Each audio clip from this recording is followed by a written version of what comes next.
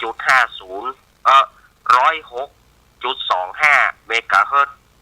ตั้งอยู่วัดบุพารามตำบลจ้างเคิ่งอำเภอแม่แจ่มจังหวัดเชียงใหม่แล้วก็สถานีวิทยุวัดศรีปันเงินเรดิโออำเภอสันปะตองสถานีวิทยุแม่วางเรดิโออำเภอแม่วางสถานีวิทยุบ้านแป้นเรดิโอบ้านแป้นอำเภอเมืองจังหวัดลำพูนแล้วก็สถานีวิทยุวิทยาลัยสงฆ์นครลำปาง 106.50 วัดบุญญวัฒน์วิหารโดยพ่ออาจารย์ดร.จิรศักดิ์ปันลำและสถานีวิทยุลำปางสตาร์ 101.75 อีกที่น้องเบี้ยวแจ้งมาเนาะ 101.75 ลำปางสตาร์ของจังหวัดลำปางแถมคืนนึงที่เปิดฮับแต่ว่าอาตมาภาพมาได้ชื่อนามถึงเปิดซะเตื้อนี่ก็มาเนาะมาปะกันวันนี้เป็นวันพฤหัสบดีเป็นวันพัดที่15 พฤษภาคมพุทธศักราช 2568 เดือน8เหนือเดือน8เหนือเดือน6ใต้แฮมมานี่4ค่ำวันนี้แฮมมานี่4ค่ำละศรัทธาญาติโยมว่า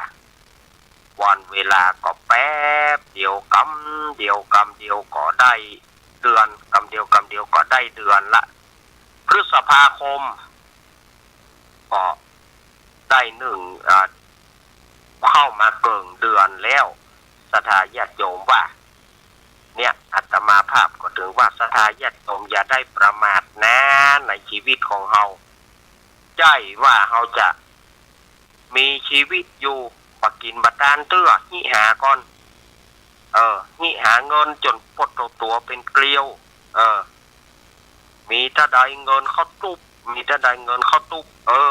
เป็นพยาธิอาพาธตายไปเหี่ยก็หมดท่าป่าได้อย่างสักอย่างอย่าได้ประมาทเนอะก่อนที่จะเข้าถึงสาระธรรมต่างๆอาตมาภาพก็ขอประชาสัมพันธ์กับศรัทธาญาติโยมเกี่ยวกับบริการประชาชนแม่ปทุมแก้วทิพย์แม่ปทุมแก้วทิพย์ร้านปทุมทิพย์เจ้าของร้านปทุมทิพย์การเกษตรบ้านสันเมืองตำบลหนองร่องอำเภอเวียงหนองร่องจังหวัดลำพูนแม่ปทุมหรือว่าแม่ปทุมทิพย์นี่ก็ได้ถึงแก่กรรมไปเมื่อวันที่13เมื่อวันที่13ที่ผ่านมาประเดี๋ยวนี้ลูกหลานแล้วก็ญาติมิตรพี่น้องก็ได้ตั้งศพบำเพ็ญกุศลไว้ที่วัดสันเมืองตั้งไว้ในวัดสันเมืองเนี่ยตำบลหนองร่องอำเภอเวียงหนองร่องจังหวัดลำพูนก็คือที่อาตมาอยู่นี่นะคนได้ตั้งศพบำเพ็ญกุศลไว้ที่วัดกำหนดการชาปนกิจหรือว่าเผาศพในวันเสาร์ที่17 พฤษภาคมณชาปนสถานสุสานปัจจาหน้าวัดสันเมืองเนอศรัทธาญาติโยมไผที่เป็นญาติพี่น้องไผที่รู้จักมักคุ้นโดยเฉพาะลูกกาที่เคยไปซื้อของร้านกาที่เคยเอาปุ๋ยเอายามาออกมาประกวดการขายที่ร้านปทุมทิพย์ที่เอายามาลงขายก็ดีอย่างก็ดีเอาปุ๋ยเอายามาขายเคยได้จัดงานปทุมทิพย์แฟร์ต่างๆตอนนี้แม่ปทุมหรือว่าแม่ปทุมทิพย์หรือว่ารู้จักกันก่อนในนามแม่ลูนแม่ลูนถ้าชื่อที่ห้องกันทั่วไปก็แม่ลูนเดิมทีบ้านเปิ้นเป็นคนสีเตี้ยบ้านเปิ้นเป็นคนบ้านสีเตี้ยเปิ้นมาเป็นไปที่นี่เนาะ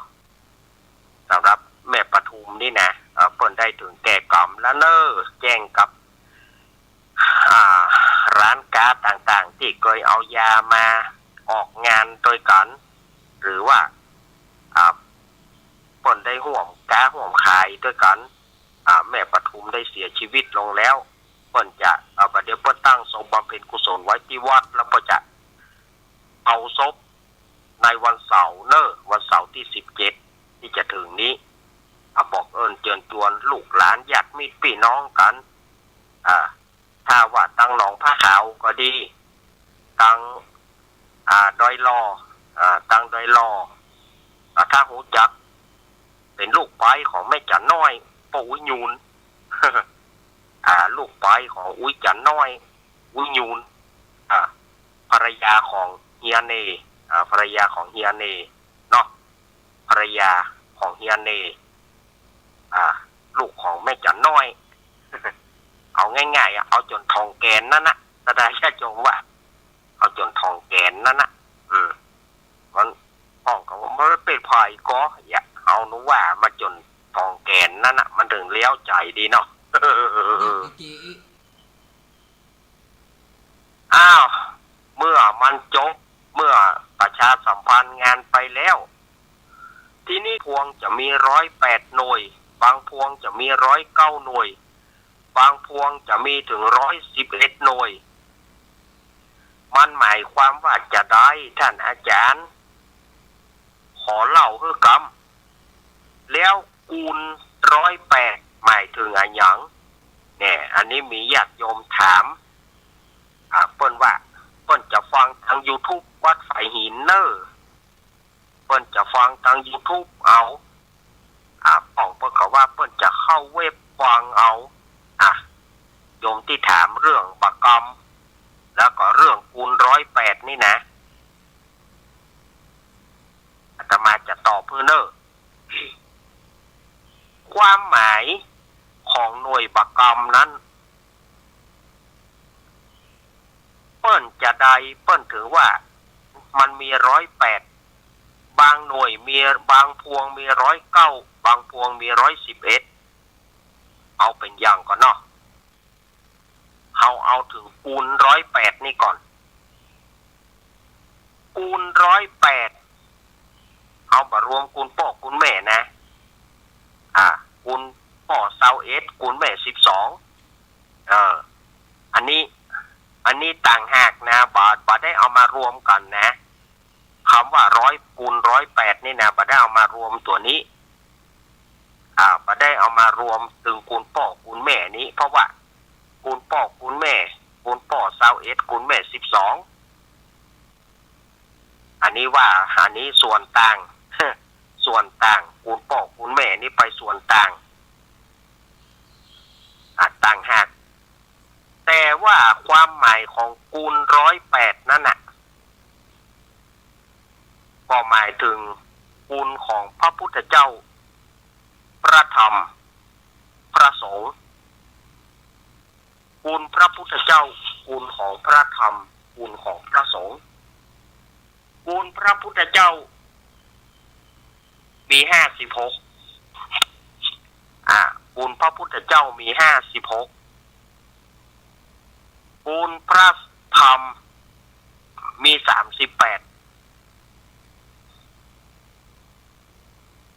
คูณพระสังฆะคูณพระสงฆ์หรือว่าคูณตู้เจ้ามี14เอามารวมกันเป็น108อันนี้บารวมคูณพ่อคูณแม่นะบารวมคูณพ่อ21คูณแม่12นะเอาเฉพาะคูณพระพุทธเจ้ามี56คูณพระธรรมมี38คูณพระสังฆะ14เอามารวมกันเป็น108อันนี้คือคูณ108ทีนี้เราก็มาวกถึงหน่วยบรรนับหรือว่าหน่วยประกรรมนะประกรรมที่เราเอานับพุทโธตู้เจ้าก็ดีพ่อขาวแม่ขาวก็ดีที่เปิ้นไปไหนเปิ้นจังเอาไปนับหรือเปล่าเอาของขอแล้วนับไปเนี่ยอันนี้ก็เปิ้นนับถึงคูณ108เหมือนกัน เปิ้นนับพุทโธพุทโธพุทโธกำหนดได้56อันนี้ก็คือหมายถึงกุลพระพุทธนั่นนะนับพุทโธคือได้56หน่วยแล้วก็นับธัมโมธัมโมธัมโมแถม38หน่วยธัมโมนี่นะ38หน่วยแล้วก็นับสังโฆไปแถมสังโฆสังโฆนับคำกู้นะสังโฆเพิ่มมาได้14หน่วย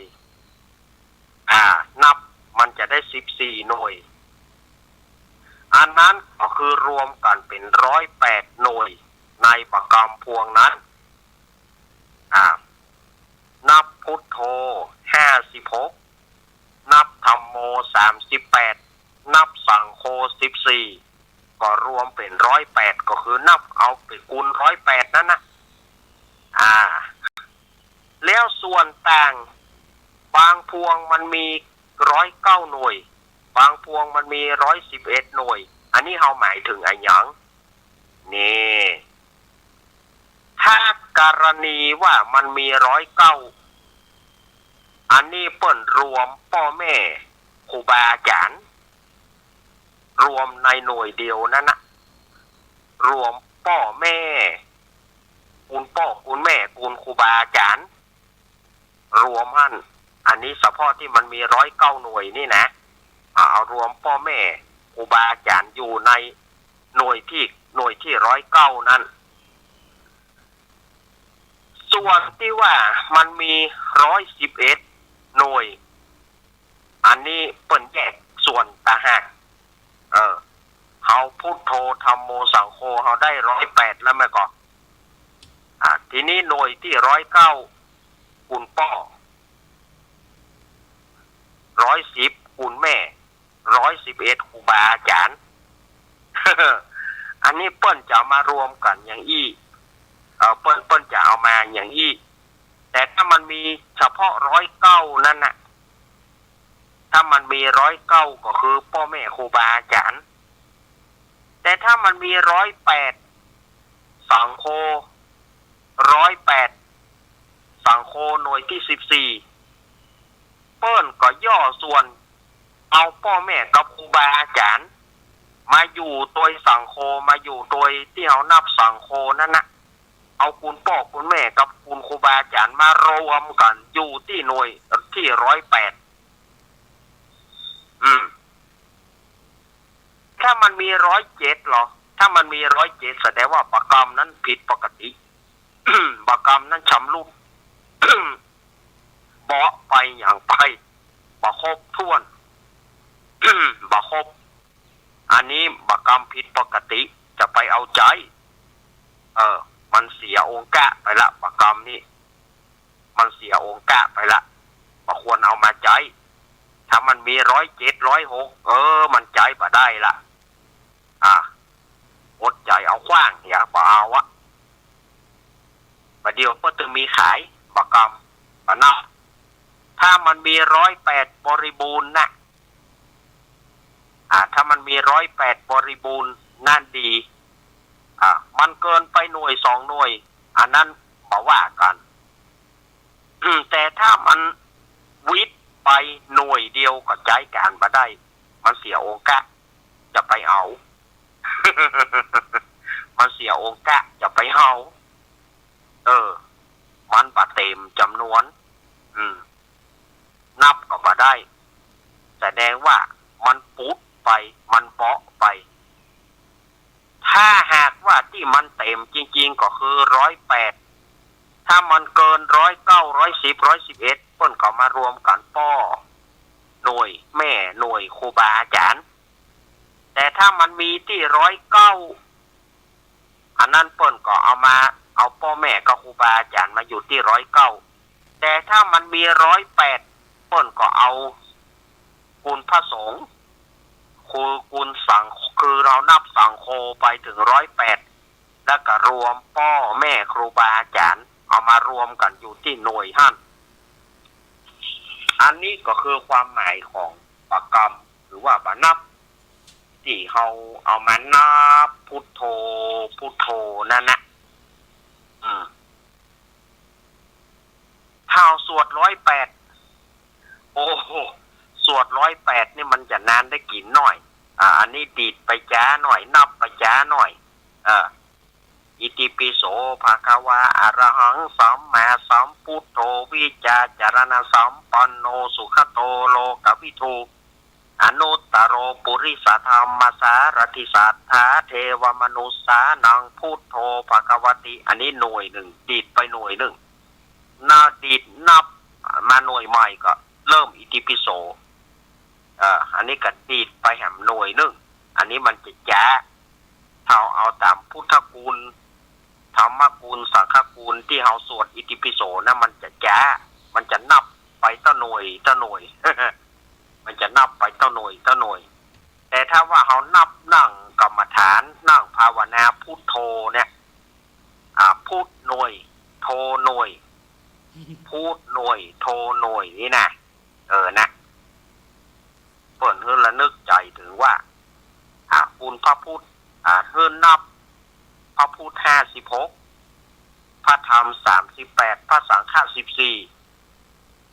14ก็คือนับจากพุทโธนับกำกู้พุทหน่วยหนึ่งพุทหน่วยหนึ่งโธหน่วยหนึ่งพุทหน่วยหนึ่งโธนับไปเมื่อมันได้พุทโธ56แบ่งเอาเป็นธัมโม38นับเอาสังโฆ14ถ้ามันมีเกินกว่านั้นก็พ่อแม่ครูบาอาจารย์อันนี้เป็นอย่างอี้อันนี้ก็คือกุลตั้งหลายที่จะอยู่ในเม็ดประกรรมนั้นแต่ส่วนมากละอ่อนบางทีเขากับจังปะละอ่อนเอามาสวมคอเอามาห้อยคอเขาบอกว่าไอ้น้อยนับกรรมฐานกะมานับกรรมฐานลูกอาจารย์นี่อย่างเอามันเท่เสียดายของดีแต่ละอ่อนเอาไปห้อยบ่ได้ถามว่านับจ้างก็บ่จ้างเขาลองนับจากคอเขาโอ้บ่ไหวท่านอาจารย์บ่ไหวแล้วผมไม่นับบ่ได้พระอาจารย์โอ้อีกก็ตายกะเอาไปตายได้ยังไงเปิ้นยังบ่ตายเปิ้นยังบ่ตายกันเธอจะตายได้ยังไงปูโทรมานับอีก็ผมเสียเวลาหลายอย่างผมบ่ได้เล่นเกมผมบ่ได้เล่นคู่บอลอย่างสักอย่างก็นึกว่าพวกเธอจะนึกถึงกรรมฐานพวกเธอถึงได้สวมประกรรมนี้ความจริงเปิ้นบ่ใช่สวมนะเปิ้นบ่ใช่ใส่นะรูปประกรรมหรือว่าปนับเนี่ยเปิ้นเอาไว้เฉพาะพ่ออุ้ยแม่อุ้ยเปิ้นเอาไว้นับเปิ้นนั่งกรรมฐานบางทีเฮานับพุทโธพุทโธนะบางทีเฮานั่งจิตใจเฮาบ่ค่อยสงบกรรมเดียวก็กึดถึงอันนั่นกรรมเดียวก็กึดถึงอันนี้ถ้าเฮาไปนั่งโดยบ่มีบักกรรมนี่นะมันบ่มีบักกรรมเนี่ยมันบ่มีสมาธิแต่ถ้าเฮามีหน่วยบักกรรมนี่เฮามีหน่วยบ่นับบักกรรมนี่เฮามีสมาธินับไปพุทหน่วยโธหน่วยพุทหน่วยโธหน่วยพุทหน่วยโธหน่วยบางคนก็นับไปแถมแบบหนึ่งบางคนก็พุทหายใจเข้าบ่เอานับเอาหน่วยเอานับกำหน่วยเอาโธหน่วยพุทหายใจเข้ายั้งบ่นับแล้วก็ไปนับเอาโธหน่วยโอ้อันนี้ก็ถ้าสมาธิเฮายาวก็ใจได้นะครับเนาะสมาธิเอายาวก็ใจได้นะเอาเฉพาะโทบ่เอาพูดนะแต่ถ้าเอาพูดโดยต้องนับกำกู้นับเพื่อมันไหลไปพยายามเลื่อนหน่วยนะการนับเนี่ยก็คือนับเพื่อมันเลื่อนไปนะการนับประกำเลื่อนไปพูดเลื่อนไปโทเพื่อมันเลื่อนเพื่อมันไหลไปจุกันพูด โทรพูดโทรพูดหน่วยโทรหน่วยให้เลื่อนให้มันไปโจรกันที่ขอบที่มันมีจุกอะขอบที่มันมีหัวจุกนะนั่นนะพยายามเอามาโจรหัวจุกนั้นโจรกว่ามันจะไปครบรอบมันจะไปโจรกับจุกนั้นแถมรอบหนึ่งนะมันจะครบ1 รอบเต็ม108นั่นนะมันจะไปโจรพยายามเพื่อมันถึงตัวจุกนั่นนะพอถึงตัวหัวจุกมันนั่นอันนี้คือการนับเพื่อมันเลื่อนไป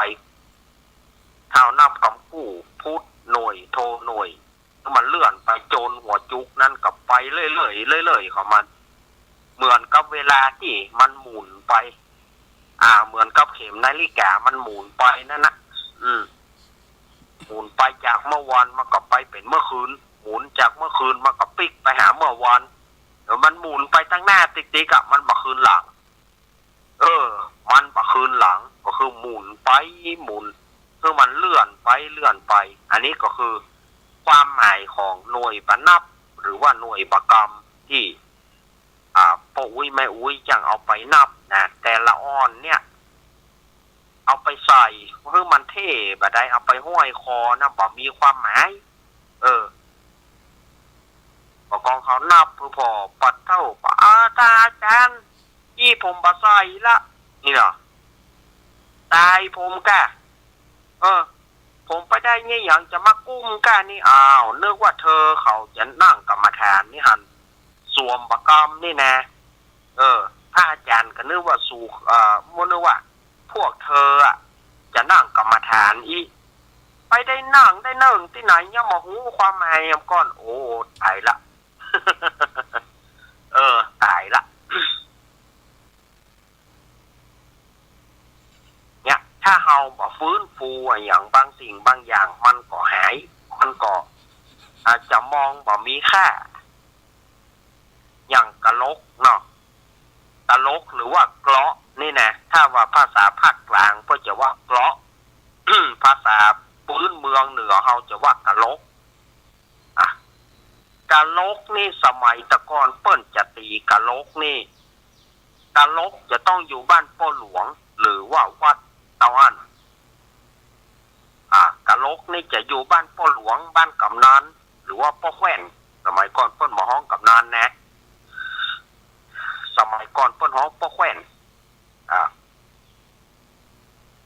ถ้าเป็นพ่อหลวงบ้านผู้ใหญ่บ้านนี่พ่อห้องแก่นี่หรอไปบ้านแก่ป่ะเหี้ยพิษใจกันไปบ้านแก่ไปพิษบ้านพิษกันเถียงกันไปบ้านแก่พอใจไปบ้านแขวนเตียวไปบ้านพ่อแขวนด้วยกันสมัยก่อน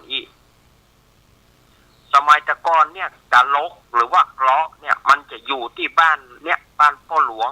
วัดแล้วก็บ้านกำนันมีกิจกรรมพ่อกำนันจะประชุมพ่อหลวงจะประชุมฟังจากเสียงกะลกนั้นหรือว่ามีการตายมีการตายเมื่อค่ำยามคืนก็คือฟังเสียงกะลกนั้นเอาเสียงกะลกนั้นว่าในสมัยตะก่อนถ้ากะลกนั้นมันตีอย่างใดลักษณะอย่างใดเพื่อฟังออกการฟังกะลกในสมัยนั้นจากการตีกะลกหรือว่าเกลาะตีโป๊กโป๊ก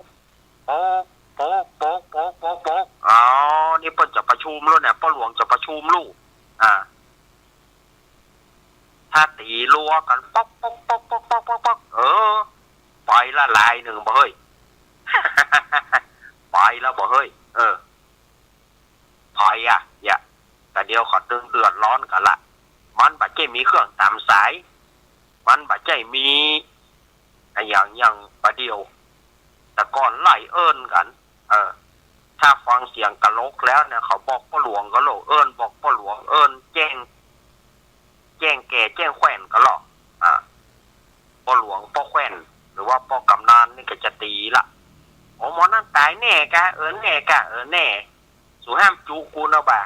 บ้านจูแน่ใส่โป๊กโป๊กโป๊กโป๊กโป๊กหั่นไปบ้าโป๊ พ่อแขวนตีอันกะโลกกันพ่อหลวงตีกะโลกกันอันนี้มันเป็นสัญญาณสมัยตะก่อนมันมาได้มีเทคโนโลยีอย่างประเดี๋ยวนี่หันเขาไปอย่างกะโลกเอาไปใส่น้ำก่อยเสดายญาติโยมประเดี๋ยวอาตมาไปได้ยินแล้วไป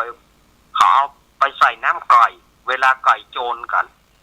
พักโยกมันโป๊กโป๊กโป๊กโป๊กโป๊กโอ้ยแห่นี่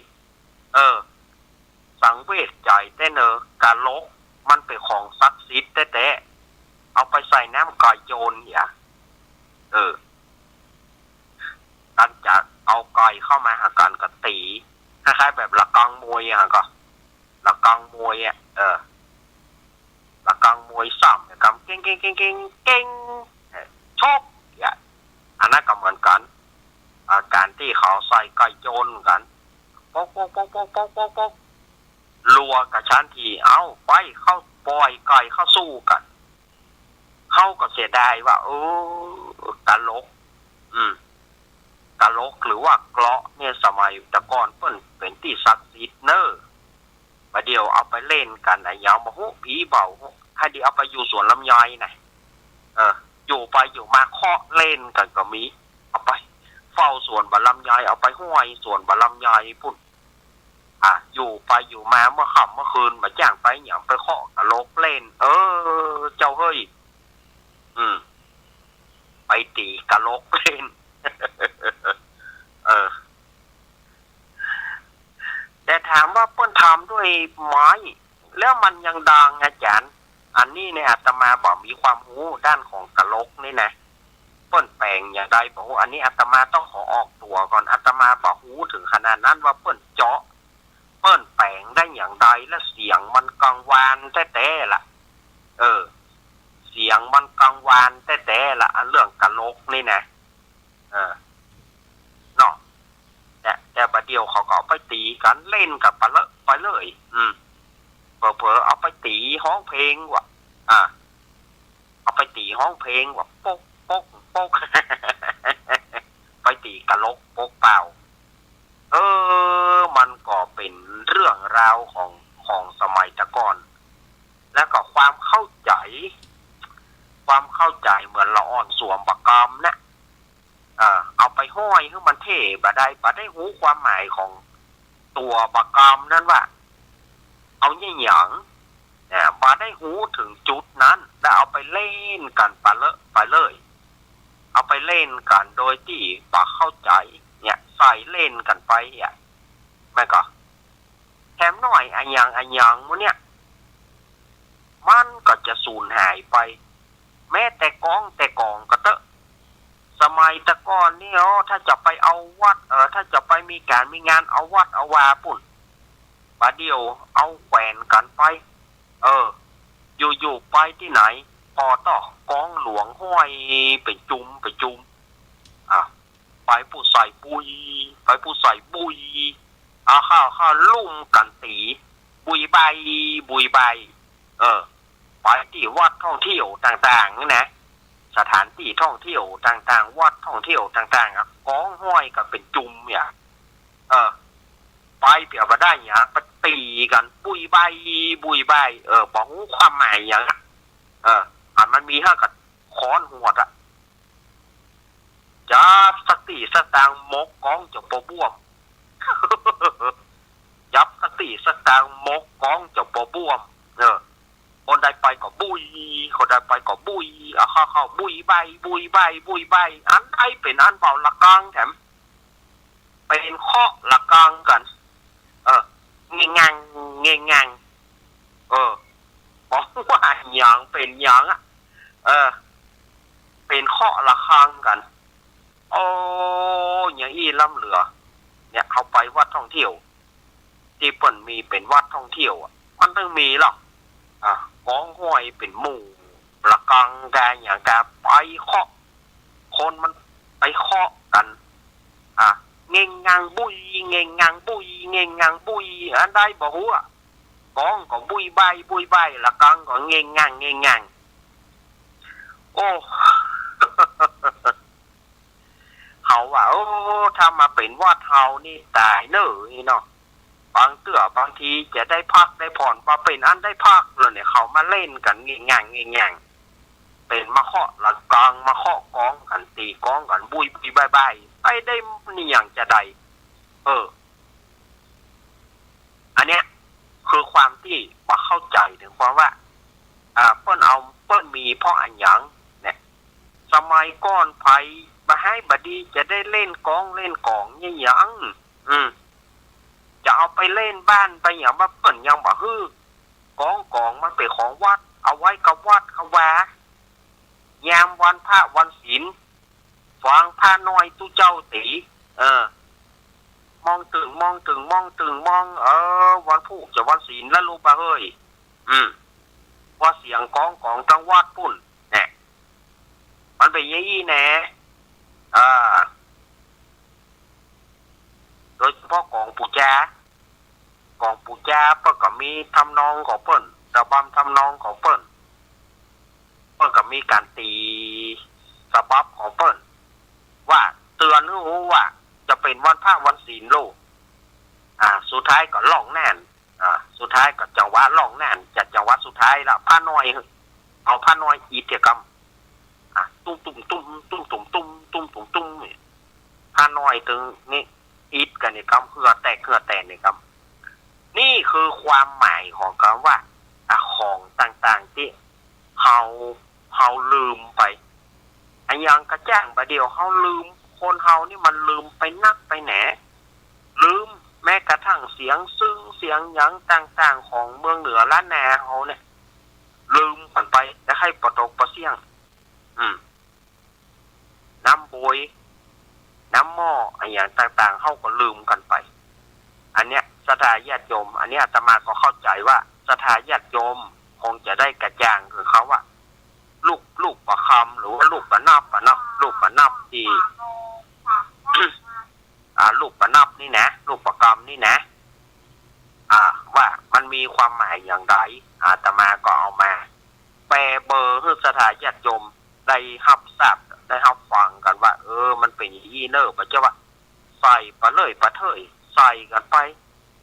ความเท่ว่ะบางคนเอาผ้ามากองตัวบางคนเอาผ้ามากองถามว่าจะเธอนั่งกรรมฐานหรือไม่ปัจจัยรุ่นพระอาจารย์ผมเอากองให้มันเท่ไปได้พระเหมือนกันเหรียญต่างๆเหมือนกันบางที่เขาถามเขาว่าเหรียญเนี่ยลูกไอ้หนูเหรียญเนี่ยเอากองคอเพื่ออย่างมันเท่ครับพระอาจารย์มันเท่ครับพระอาจารย์อันนั้นบางทีเอาเหรียญนะยังบอกว่าบางทีแบบเจ้เรื่องของเขาไม้กางโขงกางเขนเอามาแขวนคอถามว่าเธอเป็นพิษเหรอมาได้เป็นครับเป็นพุทธเอาแล้วเอาไม้กางเขนมากองคออย่างมาห้อยคออย่างมันเท่อาจารย์ก็เขาก็ได้กล้าได้บัดจ้างจะอู้อย่างใดศรัทธาญาติโยมว่าเนี่ยคือความบ่เข้าใจของด้านของการเปิ่นเอาห้อยกับตัวเอาห้อยเปิ่นเอาห้อยกับตัวเอาห้อยบางทีไปอวดมาพายจะฟ้อนพายจะฟ้อนมาเลยฟ้อนบ่เข้าเพราะมีพระนี่ บางทีไปตาไปตายก็มีกำเดียวเลือดแอบแน่ละฉะนั้นเปิ้นว่ามีแล้วตักไว้บางคนน่ะยันกระถามานะมาแหละตาเปิ้นยันนี้จะบางทีก็ศรัทธาญาติโยมบางทีจะไปตาแล้วก็เดี๋ยวเปิ้นแก้เคล็ดกำเดียวเท่านั้นถ้าเปิ้นแก้ได้แล้วก็ตายเปิ้นแก้ได้แล้วก็ตายเนาะอันนี้ฝากไว้กับศรัทธาญาติโยมนะตอนนี้เวลาบ่าย 3:41 นาทีติดคอมนี่40อยู่ครับอาตมาก็อาจจะได้ตอนนี้เหลือเวลา20 นาที เมื่อเหลือเวลาแห่ง20 นาทีนะอาตมาก็จะเปิดสายให้ศรัทธาญาติโยมเนอะเดี๋ยวได้มีโอกาสวางสายให้ศรัทธาญาติโยมได้โทรโทรจากันมาว่าเป็นจะได้แฮอยู่ไหนกันฟ้องฝนที่ไหนโต๊ะ หรือว่าฟังรายการนี้มีความคิดอย่างใดศรัทธาญาติโยมฟังแล้วได้ประโยชน์ก็อาตมาจะวางสายให้ศรัทธาญาติโยมเนอะโทรมาได้0837611775แสดงโยมพลาดเจริญปอนเจ้าสวัสดีเจ้าค่ะแม่สมศรีเจ้าฟังอัลลอฮ์แม่สมศรีมาสายแรกเลยแต่จังเลยตกแล้ว30 เมตรดีใจจังเลยฝนตก30 เมตรเจ้าห้อยเจ้าฟังอยู่ด้วยค่ะเนอะฟังอยู่เนาะเจ้ายินดีแม่สมศรีเนอะเจ้าแม่สมศรีลุงวาดมาแล้วสายแรกโตอันนี้เริ่มต้นจากเชียงใหม่มาสายแรกเลยเนอะวัดไฝหินรุ่มวัดไฝหินวัดไฝหินนี่อยู่หลังมช.เนอะ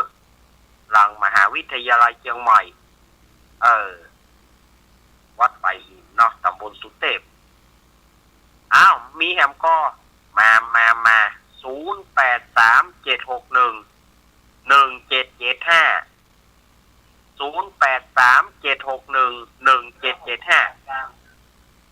นี่ศรัทธาญาติโยมได้ฟังในการอู้กันจางอาตมาว่าไปจะได้เนาะเปิงใจก็ แต่จะให้มันถูกใจศรัทธาญาติโยมกู้คนมันถึงบัดถูกใจเนี่ยอย่างที่เขาแต่งเพลงเขาแต่งเพลงพูดก็ไม่ดีเงียบก็ไม่ดี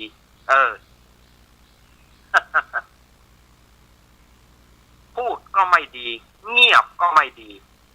บาอู้ก็บาดีอู้เกินไปก็บาดีฉะนั้นบอกว่าอย่างใดควรจะเงียบจะใด มีก็หาอย่างมีก้าแม่อย่างก็แม่สมศรีสายเดียวลำปางมีไหนมดลำปางมีไหนมดทางเชียงใหม่เฮาแม่นวลป่าแดดเนอะแม่นวลแม่พินป่าแดดแล้วก็ศรัทธาญาติโยมตั้งหลายวันนี้มีชั่วโมงเดียวนะมาอู้กันเนอะมาโทรมาหากันเนอะ0837611775โทรมาอู้มากันเล็กๆน้อยๆเนาะเล็กๆน้อยๆโทรมาอู้มาจากันว่าเป็นจะได้แฮอีน่ะถ้าบ่มีอาตมาก็จะว่าไปเรื่อยๆเนอะ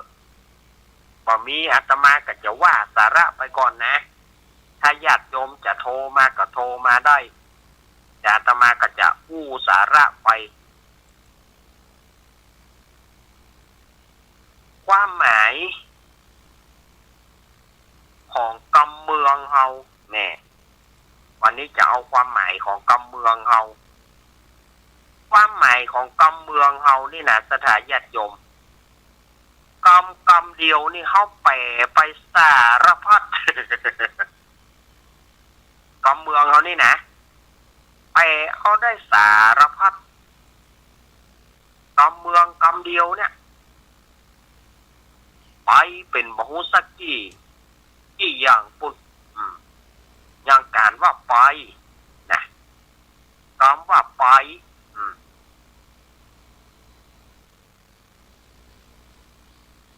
คำว่าไปนี่เขาหูกันอยู่ไปเดียวไปบางคนก็ว่าย่างไปบางคนก็เอาคำยืมจากภาษาภาคกลางเดินไปเดียวไปไปทางปุ้นไปทางลุ่ม ไปทางหอดไปทางจำตองเพิ่นว่าเตียมันเตียไปเดียวย่างเดินล่ามย่างโล่นหรือว่าวิ่งนี่นะบางคนบางคำก็มีคำว่าเปิดอันเปิดนี่ก็คือมันหัวสุดๆ1หัวเปิ้นขว้าง2หัวผี3หัวปะหินหัวอย่างต่างๆอันนั้นเปิดหาเปิดแล้วบ่เอ้ย บางทีปวดท้องฟ้าแมบตาปลายปตอยู่อย่างฮะเปิดเนี่ยอันนี้กำเมืองอันนี้มันแปลได้กำเมืองเอาแปลมาเปิดมาเฮ้ยเหี้ยพออย่างปูโทตั้งฝนมาหั่งตั้งหน้ากับฟ้าแมบตั้งหลังกับฟ้าแมบอยู่อย่างฮะเปิดเนี่ยยิงก็โล่นนั่นนะกระจายคำว่าเปิดนี่มันหมายถึงคำว่าตะเลิดเปิดเปิงคำเต็มมันนะคำเต็มมันว่าตะเลิดเปิดเปิงมันก็เหลือคำว่าเปิดนั่นนะถ้าเปิดแล้วคิดว่าพอเขาตีกันยับๆเลยนี่ให้ใหญ่ๆกับแจ้งยับเปิดนะกะเนี่ยกำเมืองความหมายของกำเมืองเรานี่ยังคำว่ากินเนาะสถานญาติโยมคำว่ากินคำว่าโดยเฉพาะคำว่ากินเนี่ยแบ่งออกจะเป็นบอกอุสกิกรรมคำว่ากินคำเดียวนี่นะกินคำเดียวเนี่ยแปลไปสารพัดกินคำเมืองเรานี่แบ่งออกไปแล้วหรอผู้สุภาพว่ากินกินงวด โอ้โหอยากจะเข้าเปียได้เข้าอย่าปั้นงวด งวดย่อแน่ก็คำว่ากินคำเดียวนั่นนะย่อเข้าเฮ้ยจบ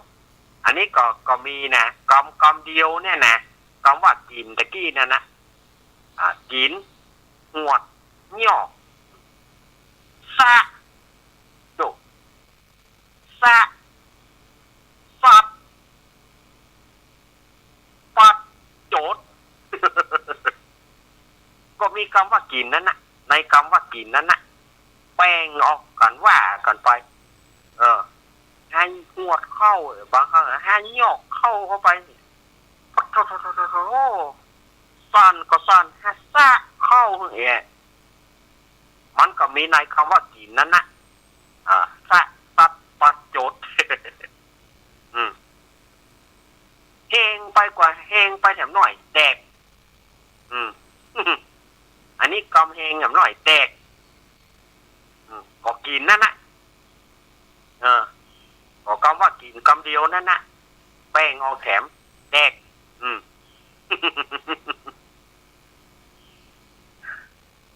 มันเป็นกรรมที่แป้งกันไปแล้วก็มันเป็นกรรมกิริยาของคนเฮาที่จะว่าไปฟาดเรียบก็มีแต่คำว่าฟาดนี่มันเป็นคำยืมเขาเอามาจากภาษาภาคกลางเนี่ยแดกกับฟาดเนี่ยเอามามันเป็นคำยืมไม่ใช่เมืองแต่คำเมืองแต่อย่างที่อาตมาว่านั่นนะกินงวดย่อตะปักปักโจดอันนี้มันเป็นคำเมือง คำเมืองแต่เอาว่าแดกกับฟาดนี่มันเป็นคำยืมมันเป็นคำยืมมาจากภาษากลางยืมมาจากภาษากลางยืมคำยืมมาจากคำกลางขึ้นมาแล้วเอามาใช้กับเมืองเหนือเฮามันก็เข้ากันอันนี้บัดใจอาตมาว่าคนเดียวอันนี้อาตมาได้จำมาจากพ่อครูสนันธรรมธิในรายการมรดกล้านนาสถานีวิทยุเสียงสื่อสารมวลชนมช.พ่อครูสนันเพิ่นมา อู้คือฟังเมินล่ะแต่เมื่อเพิ่นออกรายการมรดกล้านนาสมัยก่อนอาตมาจะติดรายการของพ่อครูมากย้อนยุคไปสัก30 ปีเนี่ยอาตมาจะติดรายการของพ่อครูวันพัดศุกร์เสาร์ติดเนี่ยจะฟังรายการของพ่อครูสนั่นโดยตลอดแล้วก็ได้ความรู้มาอันใดที่มันควรที่เอามาก็เขาก็เอามาแบ่งมาถ่ายทอดสืบถ่ายทอดไปพ่อครูเพิ่นก็ได้ออกทางวิทยุเสียงสื่อสารมวลชนสมัยก่อนเนาะรายการมรดกล้านนาเมื่อ30 ปีก่อนนี้ก็จะมี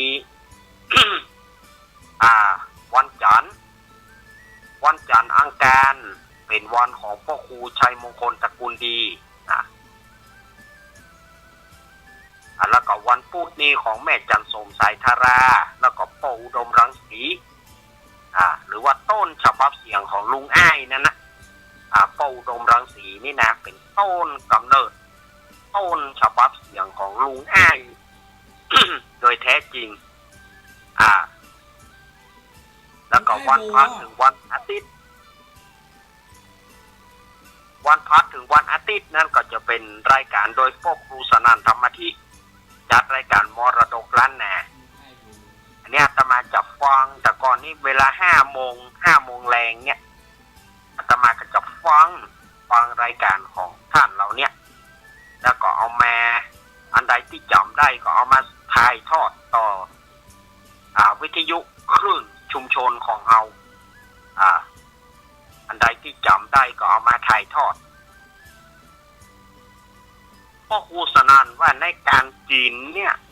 กินคำเดียวเนี่ยมันไปได้นักได้หนากินหวดย่อสะปัดจดรับประทานแน่รับประทานนี่ขอกำยืมนะอันนี้กำสุภาพเหรอรับประทานนี่พ่อครูว่านรับประทานฉันนี่หมายถึงของตู้เจ้าฉันเอาลักษณะญาติโยมเอ๋ยเวลาหมดเถียแล้วกำลังโมนแน่เอาเมื่อหมดก็ธรรมะก็จะไปเนียเนอร์ประกาศแถมกำเนอร์ฝ่ายที่รู้จักมักคุ้นของแม่ปทุมสวนล่าหรือว่าเจ๊ปทุมทิพย์ร้านปทุมทิพย์การเกษตรบ้านสันเหมืองอำเภอเวียงหนองร่องนี้เนาะตอนนี้ก็แม่ปทุมหรือว่าเจ๊ปทุมทิพย์ได้ถึงแก่กรรมไปแล้วอันนี้ก็ตั้งศพบำเพ็ญกุศลไว้ที่วัดเนอร์เพิ่นจะทำมีเทศและสวดทุกคืนมีเทศและก็สวดอภิธรรมทุกคืนวันที่17นี้ก็จะได้นำเอาเครื่องศพสู่สุสานปัจจาชาปนสถานหน้าวัดสันเหมืองเนอะก็เชิญชวนไปที่รู้จักเจ๊ปทุมทิพย์หรือว่าแม่ปทุมเนาะก็คือลูกไปของแม่จันน้อยวิญูลนั่นนะลูกไปของแม่จันน้อยวิญูลศรัทธาญาติโยมตั้งเขตดอยหล่อก็คงรู้จักกันนักตั้งหนองพระขาวตั้งอย่างก็รู้จักกันเนาะถ้าอูดแม่จันน้อยลูกไปแม่จันน้อยนะเนอะอาตมาก็ขออำลาไว้เพียงเท่านี้สิ่งใดที่กู้ไปบ่ม่วนขอสุมาอภัยเนอเอาไว้โอกาสต่อไปก็มาปากันเนาะอภิวาทานาสิริสานิจังวุธาปัจจายโนจตารโรธรรมาวัฏันติอายุวโนสุขังพะลัง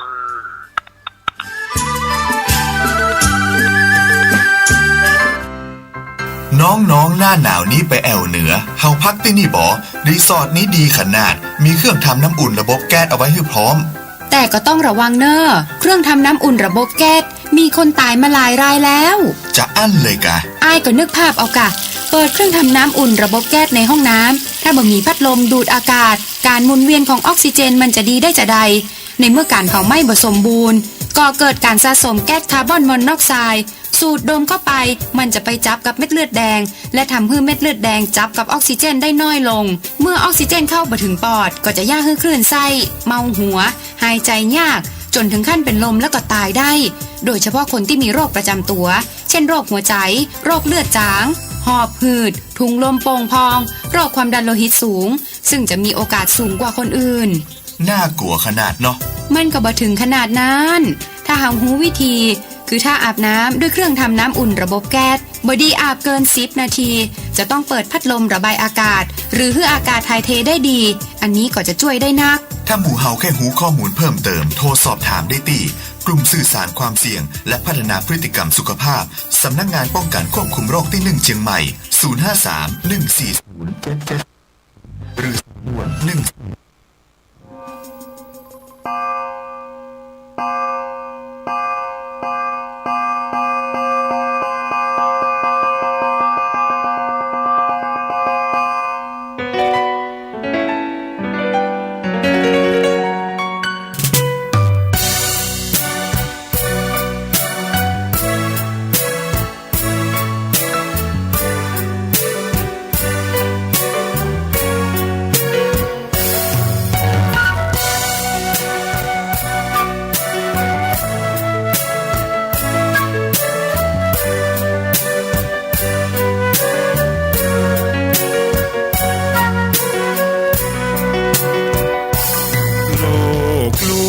ชวนให้คิดอนิจจังทุกสิ่งไม่ยั่งยืนจีรังย่อมผุพังตามกาลเวลาจะฝืนให้ยั่งยืนจนสิ้นโลกาอย่าได้หวังดังปรารถนาองค์พระพุทธาท่านตรัสสอนไว้เกิดแล้วคงไม่แคล้วต้องชราแก่อาคราวแก่สมปัญญาทั่วภารามีโถมไปเจ็บทุกข์ย่อมเวียนวนมีพ้นใครๆสัตว์โลกล้วนรู้แน่แก่ใจเกิดแก่เจ็บตายหลีกไปไม่พ้นใครหลงคิดหลงติดอัตตาว่าใจแจ้งกมลแม้นใครปลงได้คงสุขล้นชีวิตมีมองบนเกิดมาเป็นคนสมบูรณ์ดับหายเพียงร่างกายไว้ชีวาแต่กุศลผลกรรมทำมาย่อมแปลงค่ากลายเป็นทุนส่งผลให้ทุกคนเวียนวนไม่สูญสุขและทุกข์เป็นไปตามทุนที่พวกคุณได้ก่อทำมา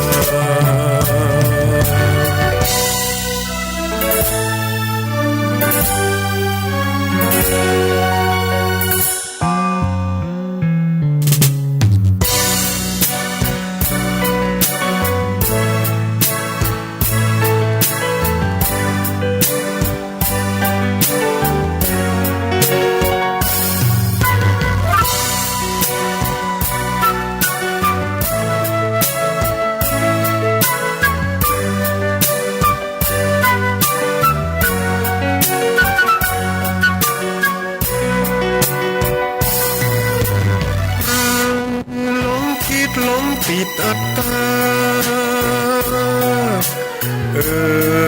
ว่าใจแจ้งกมล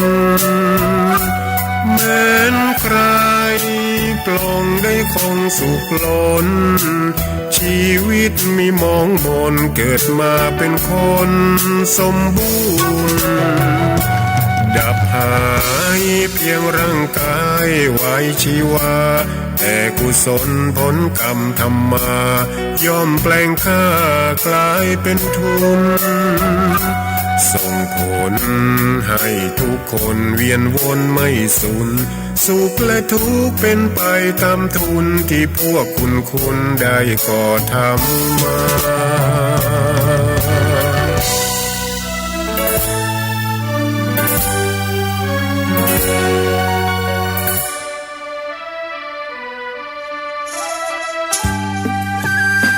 สนาหลักสูตรรัฐศาสตร์บัณฑิตสาขาวิชารัฐศาสตร์รับสมัครผู้สำเร็จการศึกษาระดับมัธยมศึกษาตอนปลายม.6 กศน.ปวช.ปวส.หรือเทียบเท่าระดับปริญญาโทพุทธศาสตร์มหาบัณฑิตสาขาวิชาพระพุทธศาสนารัฐศาสตร์มหาบัณฑิตสาขาวิชารัฐศาสตร์รับสมัครผู้สำเร็จระดับปริญญาตรีทุกสาขานอกจากนี้ยังเปิดรับสมัครหลักสูตรประกาศนียบัตร1 ปีหลักสูตรประกาศนียบัตรพระสอนศิลธรรมในโรงเรียนเฉพาะบรรพชิตหลักสูตรประกาศนียบัตรบริหารกิจการคณะสงฆ์เฉพาะบรรพชิตหลักสูตรประกาศนียบัตรพระพุทธศาสนาทั้งบรรพชิตและคฤหัสถ์หลักสูตรประกาศนียบัตรภาษาล้านนารับสมัครบุคคลทั่วไปหลักสูตรประกาศนียบัตรบริหารท้องถิ่นสนใจติดตามลำตัวติดต่อสอบถามรายละเอียดได้ที่มหาวิทยาลัยมหาจุฬาลงกรณราชวิทยาลัยวิทยาลัยสงฆ์นครลำปาง054-209-454ปัญญาโลกสมิงปัจโชโตปัญญาเป็นแสงสว่างในโลกมหาวิทยาลัยมหาจุฬาลงกรณราชวิทยาลัยวิทยาลัยสงฆ์นครลำปางพระปิยมหาราชาธิบดีท่านทรงมีปรีชาชา คุณกำลังรับฟังสถานีวิทยุเพื่อการศึกษาวิทยาลัยสงฆ์นครลำปาง FM 106.50 เมกะเฮิรตซ์วิทยุประเภท